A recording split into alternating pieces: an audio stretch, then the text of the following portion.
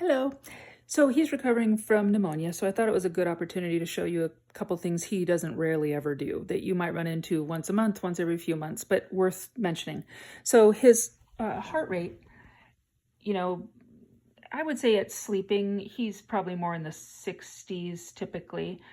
55 is not a huge thing, but when it gets to be 55 and it kind of it's been hovering there for about an hour, and I'll just keep an eye on it, and your alarm will be set on the pulse oximeter, of course.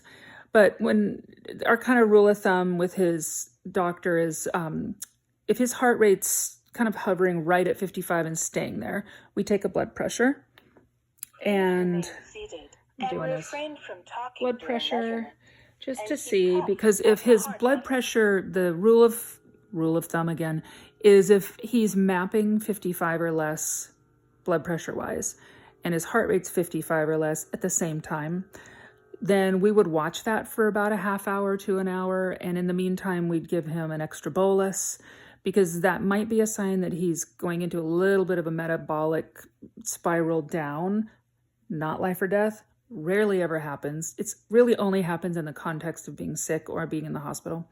But just so you know, so if the blood pressure's low and your blood pressure it is, let's see, systolic, 94 millimeter of mercury.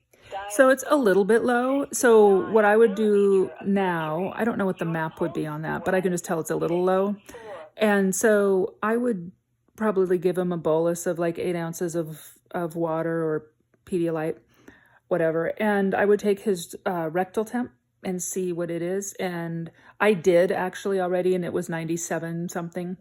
So I'm not super concerned, but if his rectal temp was 96 or less, and if he was mapping 55 or less and his heart rate stayed at 55 or less for another hour after the bolus of water, I might call the doctor on call and just kind of run it past them just to get someone on board. And I would just sort of keep watching it, and they'll tell you, well, keep an eye on it.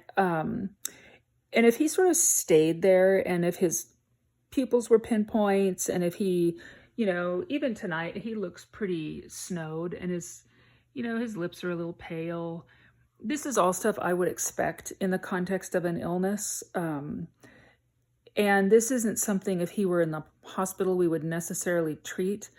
But it can be the case that if you watch it, it will sort of keep getting lower and lower and lower. And so if he stayed in this sort of low heart rate, low BP, kind of pinpoint pupils, lower body temperature, all happening at the same time overnight, and if in the morning when he woke up, things didn't pop up pretty well and start going back in the right direction, I would, give me a call. I might do another bolus or two, and then call the doc if you hadn't already, and just touch base about that.